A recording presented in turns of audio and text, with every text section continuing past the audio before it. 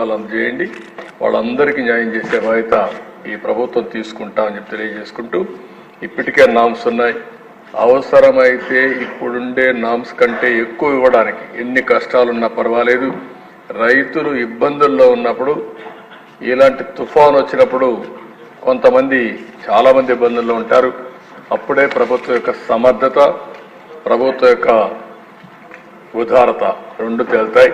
కాబట్టి నేను ఒకటే చెప్తున్నా, వరదలు వచ్చినప్పుడు కానీ, కరువు వచ్చినప్పుడు కానీ, తుఫాను వచ్చినప్పుడు కానీ ఈ ప్రభుత్వం ఇంతవరకు చేసి చూపించాం. మళ్ళీ అన్ని విధాలు ఆదుకుంటాం.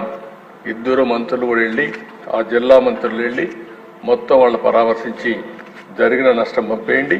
ప్రతి ఒక్కరిని ఆదుకునే బాధ్యత తీసుకుంటామని చెప్పి మరొకసారి తెలియజేసుకుంటూ, మీ ద్వారా ప్రజలకు కూడా తెలియజేస్తున్నా, మీకు జరిగిన నష్టం వివరించండి, అన్ని విధాలు ఆదుకుంటామని మరొకసారి హామీ ఇస్తూ మీ దగ్గర